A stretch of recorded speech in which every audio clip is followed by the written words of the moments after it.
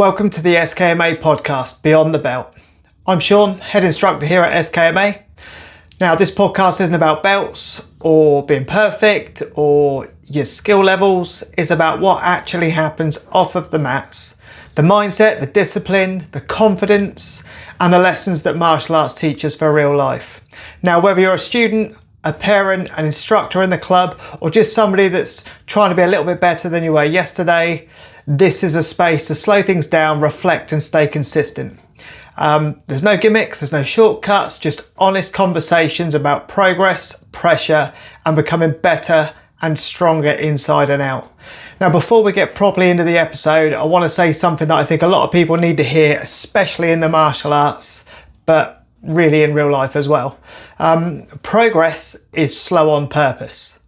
And if you're feeling frustrated, you're stuck, you're impatient, or like you should be further along by now, you're probably exactly where you're supposed to be. At SKMA, I see this all of the time. Kids who want to be the next belt yesterday. Adults who feel like everyone else is improving faster than them. Parents worrying that their child isn't confident enough yet or isn't standing out enough. And the truth is, the work is happening. It's just not loud. So martial arts doesn't reward rushing. It rewards showing up even when you don't feel sharp. It rewards repetition, patience, and doing the boring things properly. And that's exactly why the lessons transfer so well into real life. Confidence isn't built in big moments. Discipline isn't built on motivation. And resilience doesn't come from things going smoothly. They're built quietly over time by people who keep turning up when it would be easier not to. One of the biggest mistakes I see people comparing their chapter 3 in the saga to somebody else's chapter 12 beyond the black belt. Different backgrounds, different pressures, different journeys, and completely different people. Comparison is the thief of joy.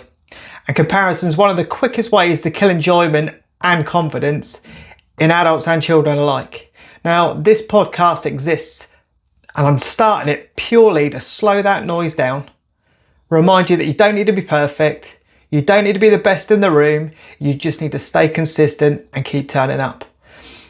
Whether you're training once a week, 5 times a week, you're multi-styling, doing one thing, whether you're a white belt or a black belt, whether you're a parent watching from the side or a student on the mats, it makes no difference.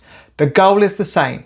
Turn up, do the work, and trust the process. And if you're listening to this thinking I've dropped off a bit or I've lost momentum, it's okay. The answer isn't guilt, right? You don't need to feel guilty about it. Life gets in the way, we get it. It's simply getting back on the mats, mentally or physically, and just starting again the very next session.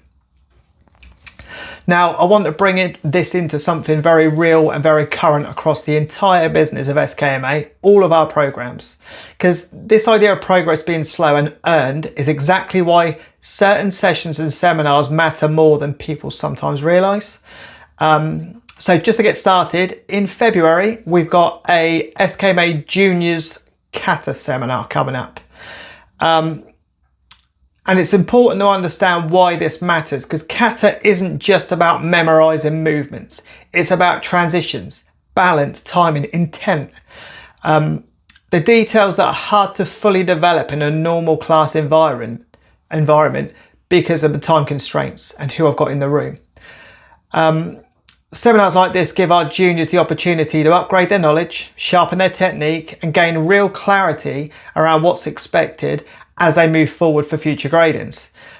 If a junior isn't progressing through the syllabus, this isn't an extra.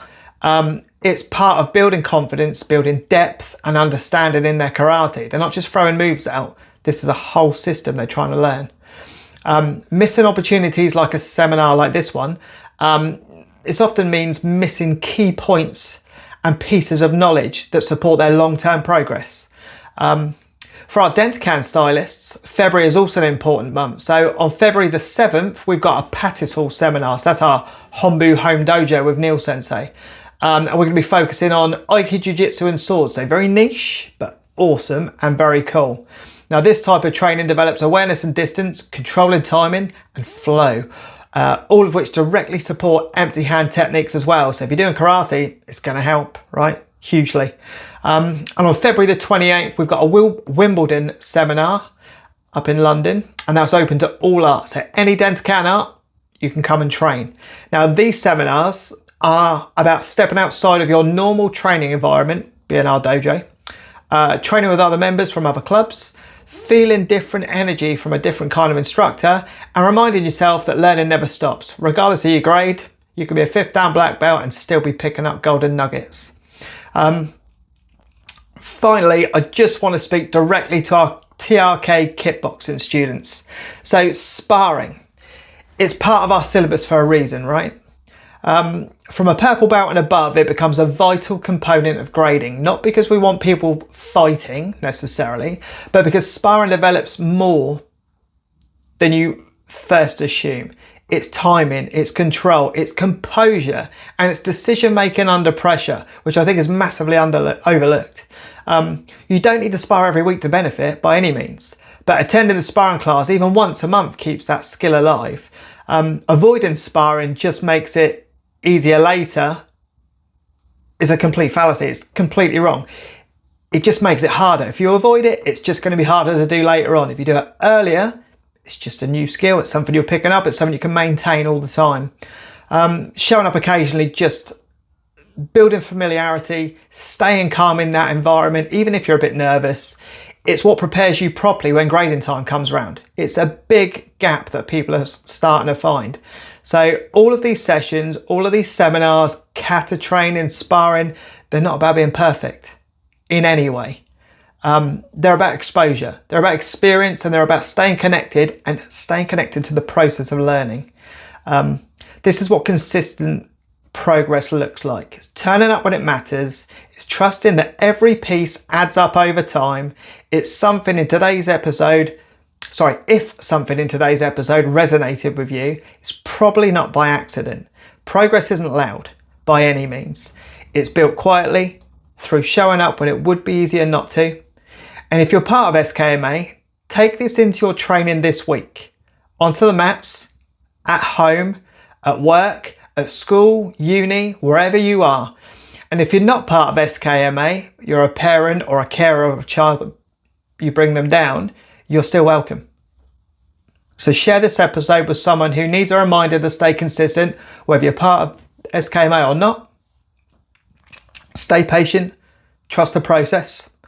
I'm Sean, and this has been the SKMA Podcast, Beyond the Belt. I'll speak to you guys soon.